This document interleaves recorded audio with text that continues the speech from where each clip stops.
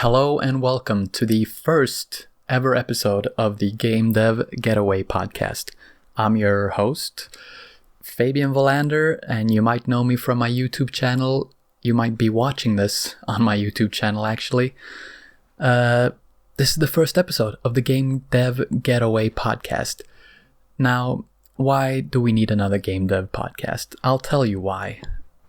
Every game development focused podcast I've seen that is active right now is very like technical, very, the interview with a lawyer. This is how you handle your trademarks as an indie game developer, and how you do this, how you do that, how do you get big on TikTok. It's a lot of work stuff, a lot of, grind, and I don't want to grind.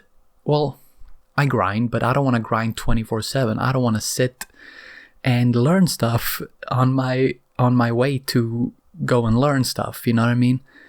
I don't want to work on my way to work. I want to sit in the bus or the train and just listen to a podcast that just is relaxing and entertaining. Just absolutely talking about nothing important at all, but still game dev centered, So I think we need a game dev or a gaming. I'm sure there's plenty of gaming podcasts, but a game development podcast that is not all work, do this, do that, learn this. It's just, hey, let's just, have fun, relax, and just talk about game development things. I think that's needed, and that's why I started this. So let's get right into it. I'm thinking this first episode, I might just talk about me. Why not? It's the first episode, introductions, blah blah blah. Let me sit here for 40 minutes and talk about myself. Thank you. That's how I would like to spend my afternoon. I'll talk about how I got started, game development. Right? I'd say, humbly, I would say that I'm pretty skilled at game development. Right now I'm working just only in the Godot engine because I like it, not because it's the most powerful, because it's not because it might not be the easiest. I don't know, it might be, but that's not why I'm working in it. I work in the Godot game engine because I enjoy it, Yes, if I wanted a AAA game with super graphics and maybe if I wanted to scale the best way, blah, blah, blah. Yeah, sure. I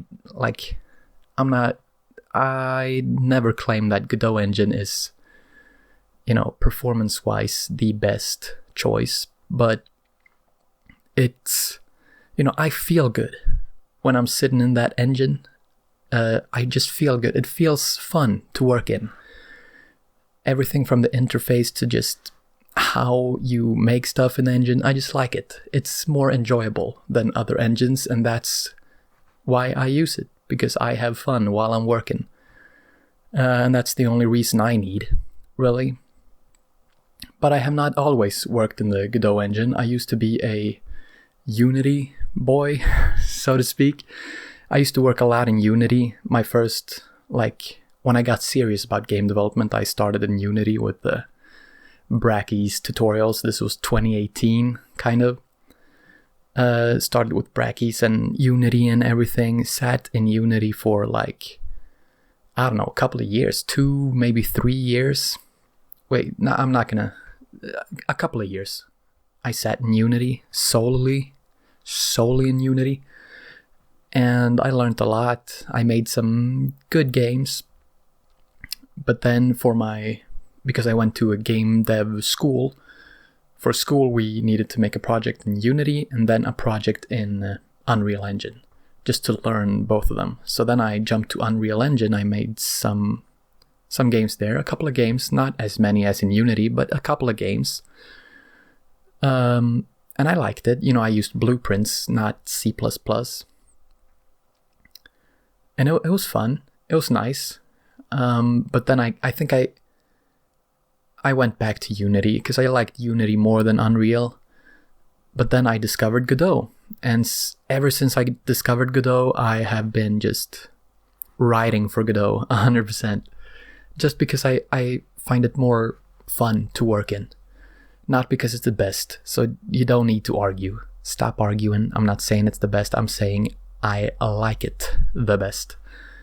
But back when I started like the first game I ever made was a casino in the console of Java. Like I used NetBeans IDE to make a casino in the console in Java.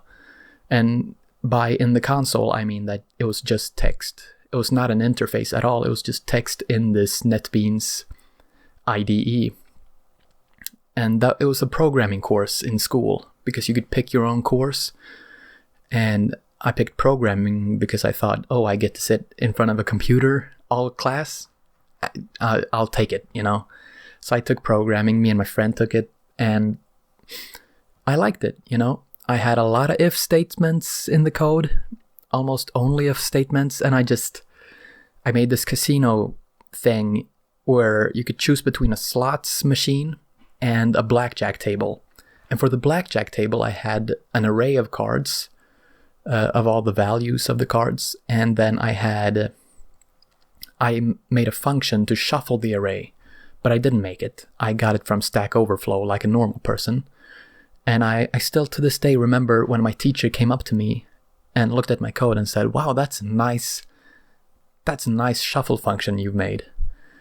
And I told him, I was, straight with him. I was like, yeah, I didn't make this. I copy pasted it from Stack Overflow. And he looked at me and he said, well, still, good find, good job.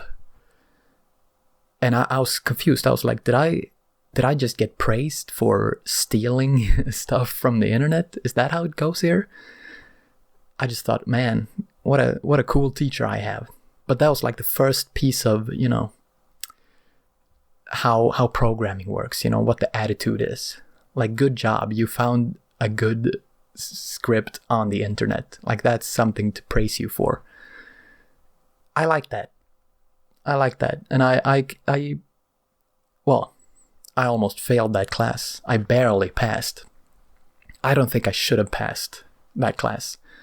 Halfway through the course, my teacher told me, like, if you continue at this pace and continue doing what you're doing, you're gonna fail, And I was like, okay. And then I didn't change anything. I didn't work harder or anything. So I think he just passed me because he wanted to be nice.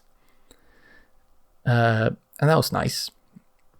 Can you believe that? I almost passed, or I almost failed my first game dev course, programming course in Java, and now I'm here, and I'm making games.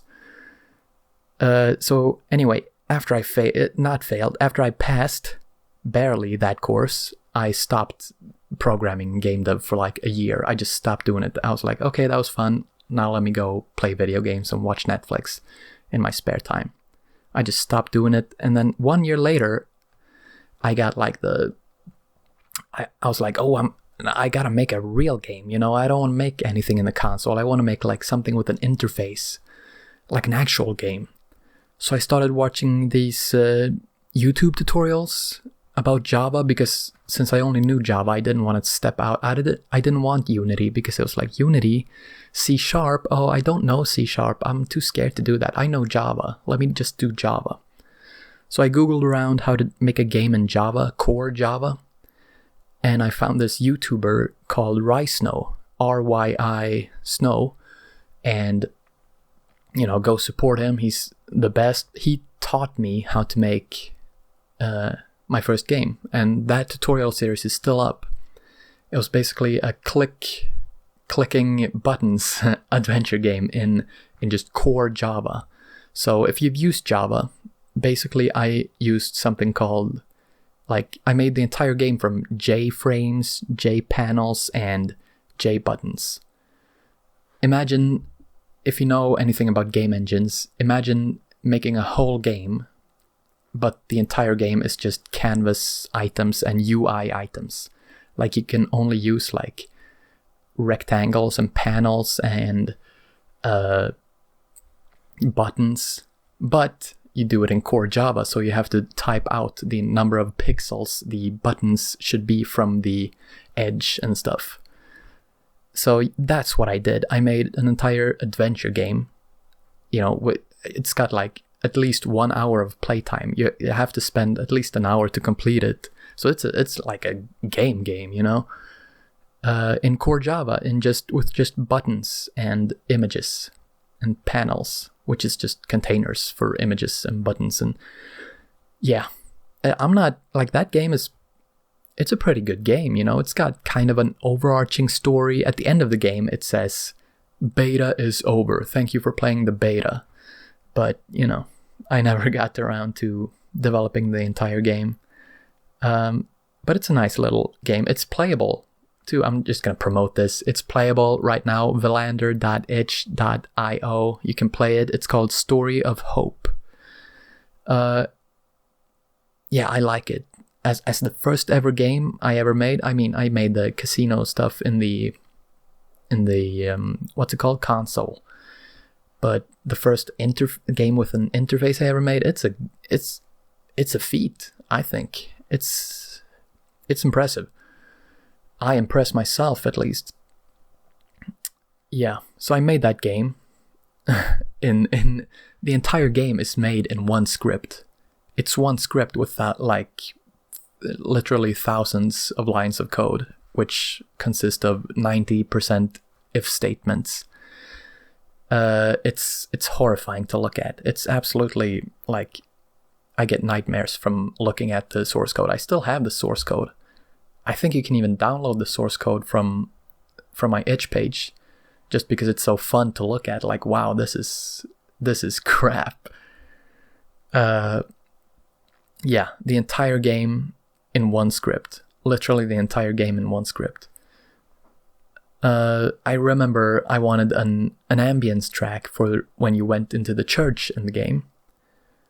So I downloaded like ambient church sounds from YouTube, which was a 40-minute MP3 file. A 40-minute MP3 file.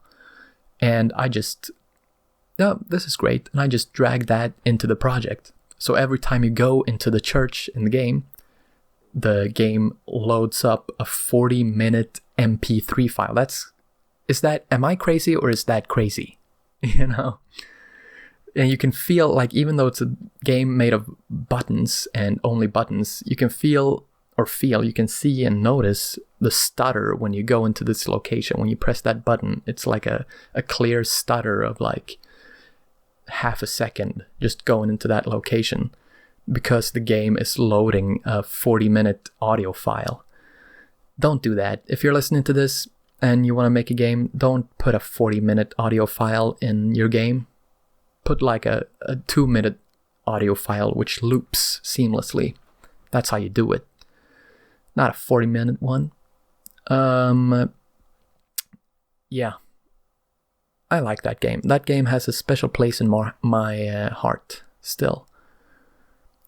1 year after that game, because after I made that game in 2018, I waited another year. I just dropped game development, waited another year. I did other things for another year. And then I picked up Unity.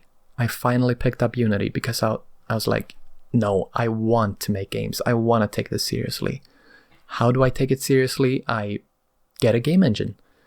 And I wanted to make a 3D game, so I got Unity, and I started watching Brackies, and literally 1 month after I sat in Unity, did some tutorials and stuff, made my first Unity game. And then 1 month after I downloaded Unity, I was like, it's time. I'm going to make my magnum opus. It's time to make the best game the world has ever seen. I'm doing it right now.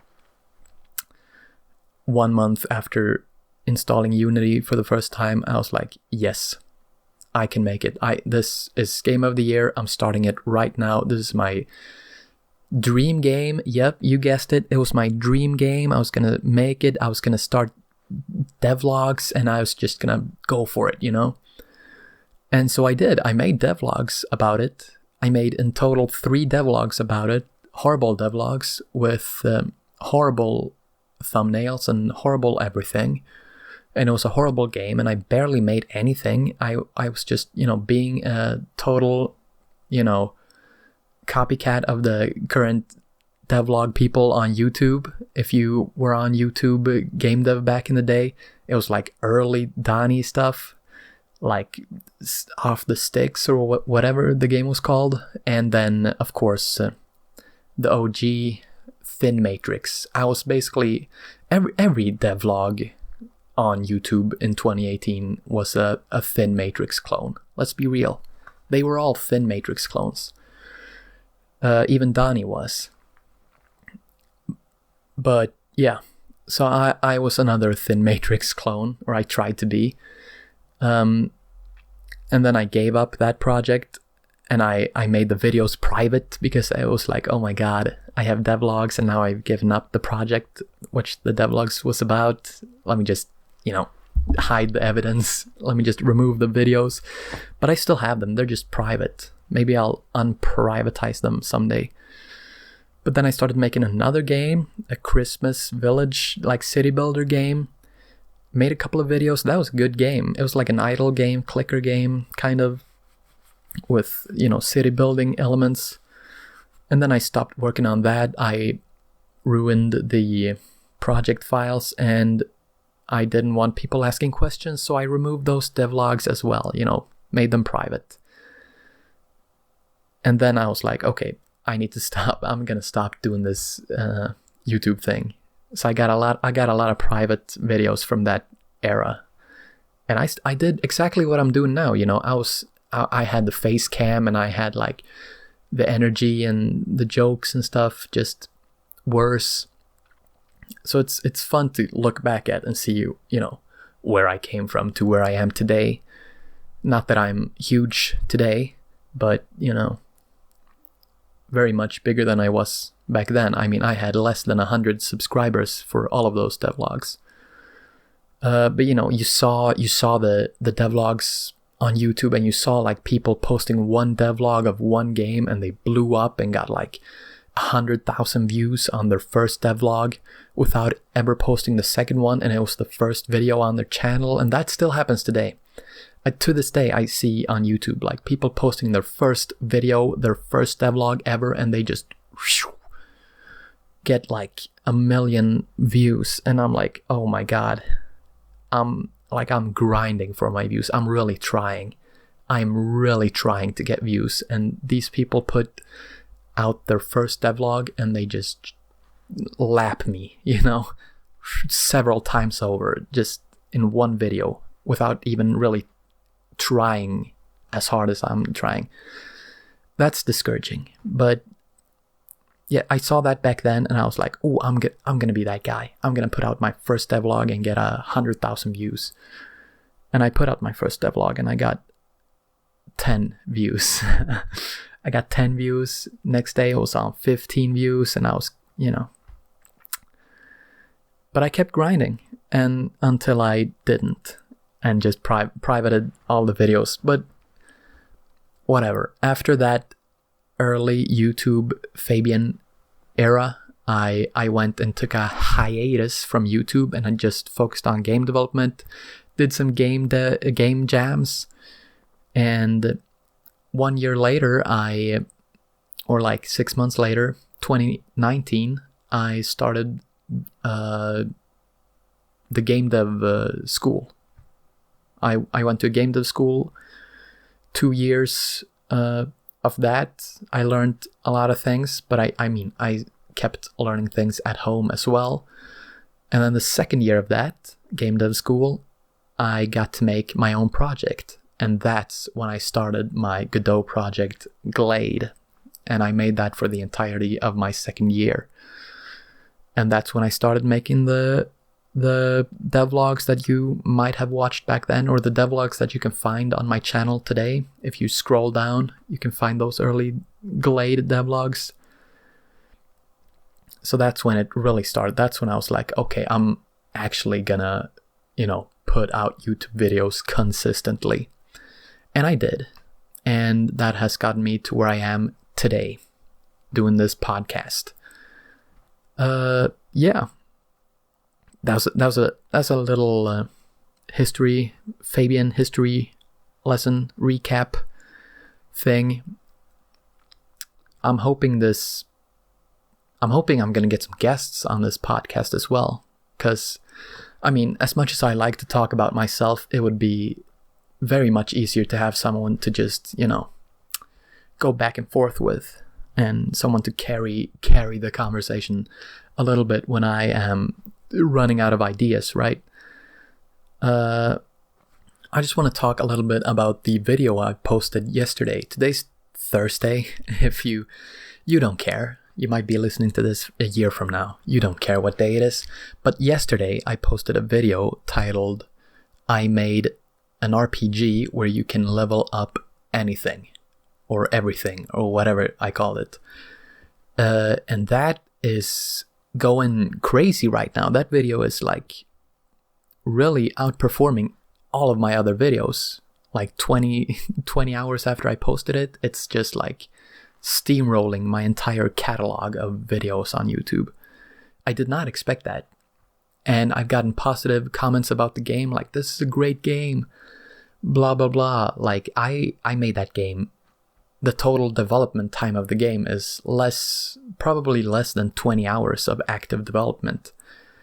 But people are loving it, an RPG where you can really like a real RPG, not just the watered down RPGs that you see today, but like an RPG which has a lot of skills and a lot of different things. I made it mostly as a joke, like, you're standing still and you level up your standing skill. That's funny. I made it to make a funny YouTube video and to have it be a funny game, but people actually enjoy it, like, genuinely. So now I'm thinking, like, man, should I double down on this game idea? Not that game in particular with the monks and the crabs, but maybe I'll make a game in the same vein. A lot of skills, not skills like looking and standing and breathing and stuff like that, but a lot of skills and a lot of things to do in the game, and I'll release it on Steam, because apparently people are loving this idea. So I might do that. No promises, but it's in the back of my head now, in the back of my mind. Might do a little more serious take on it, because I had the original idea was a serious take, and was that I was gonna release it on Steam as a small open world game where you can level up basically not anything like in the game that I made, but like basically anything, like climbing. I was really enamored with the climbing aspect of Daggerfall, the Bethesda old Elder Scrolls 2 Daggerfall, where you can, like, well, as I say in the video, where you can debate your crimes in court, and you can climb a build. You can just walk up to a building and just switch to climbing mode and start climbing. And depending on your climbing skill, you can... Well, I actually haven't climbed a lot in Daggerfall, so I don't really know how it works. But there's a climbing skill, and you can climb basically anything, I think. That's fun, Instead of just having like, oh, this is your, this is your one-handed skill, and this is your, mage destruction magic skill, and then you have your armor skill, and that's it. All of the skills are combat related. That's all you get. Instead it's like, no, this is how good you are, like acrobatic and athletics. That's fun stuff to level up. Like, why did they get rid of that? Why did Bethesda get rid of that? Like, being so good at acrobatics in Oblivion, so you're jumping like I don't know what, like really high. That's fun. That's fun to level up. I mean, it doesn't have to be easy to get to that level, but it's fun to have that possibility in the game. Like, if I want to play the game this way, I should be able to play it this way. I love that stuff.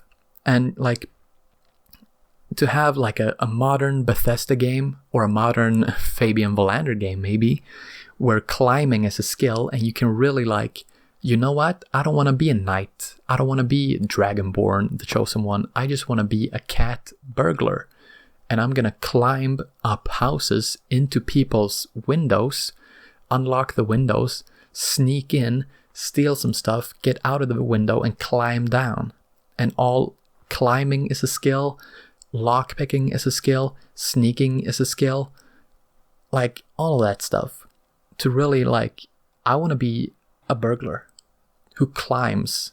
That's fun to have that opportunity, but at the same time another player can say, no, I want to be a knight and I want to save people and I want to hit bad guys with my sword. And it's fine, they can do that, but you can like choose what to do, you know, really choose. And I really want to flesh out the dialogue system as well, like really not just like go up to an NPC and like see what my options are to tell them. And it's like, oh, they didn't have anything to say to me. I can ask them about this town, or I can, you know, ask them nothing. That's the two choices I have. No, like more like old school, where you can ask them about anything. Not type in anything, but like you have a lot of stuff to ask them about. That's what I want. That's that kind of experience where I can really be whoever I want to be in these RPGs. Not like, oh, it's an RPG, you can be who you want to be. If who you want to be is a hero, which, you know, is the chosen one and rescues everyone and is inherently good. Man, I want to be who I want to be, you know? Not get, you know, pushed into this narrative of who I should be in the game. That's the kind of RPG I want to make. And I don't even think I'm going to have like an overarching story. Like, oh, you have to save the world. No, you're just a guy. You're just a guy. And you can be a traitor or a burglar or a knight or a sellsword, anything. But you don't have any responsibilities. We just dump you on the shore and like, go, do your thing. Be whoever.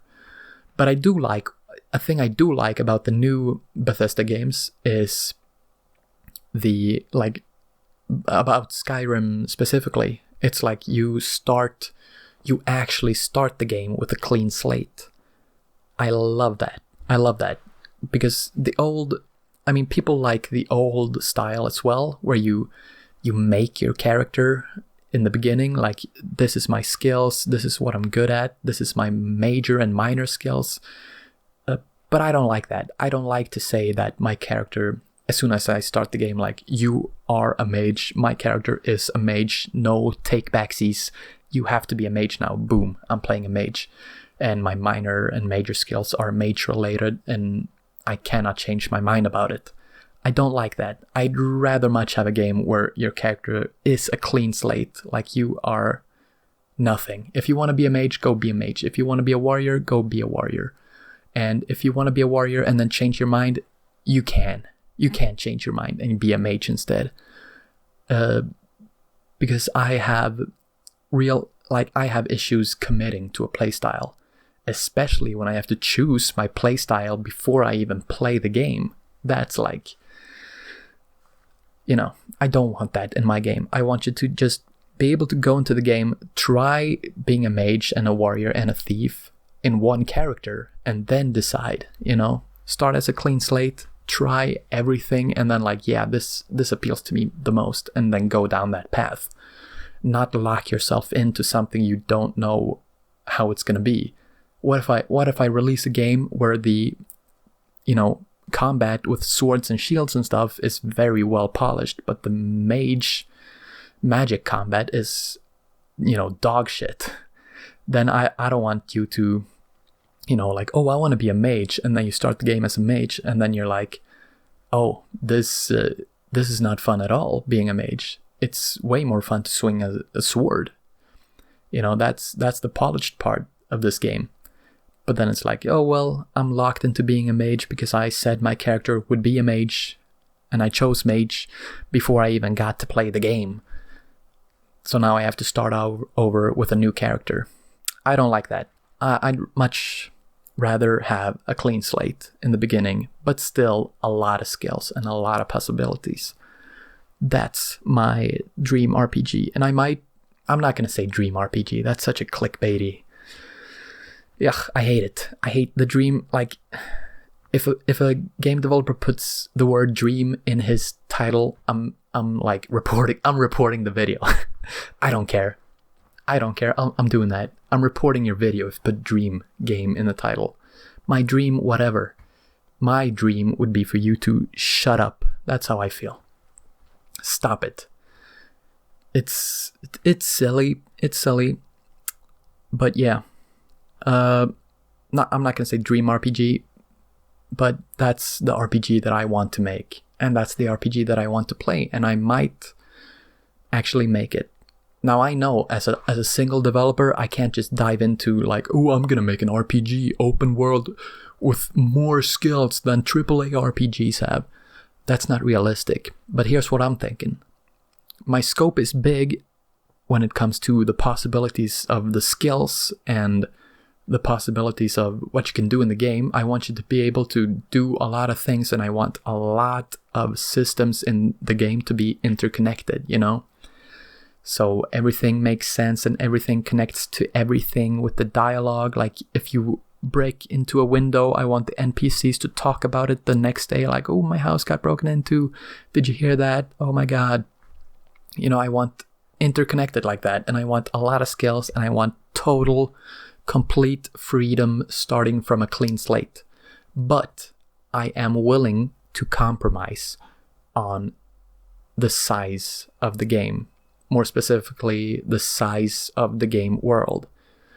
You know, yeah, my game is filled with opportunities, but I'm not going to be walking around bragging about super detailed world, which is, you know, 10 kilometers long, you know, like most, or not, I'm not going to say most, but I think most AAA RPGs are like, the world is 4 times bigger than Fallout 4, or Fallout 4's world is 4 times bigger than Fallout 3.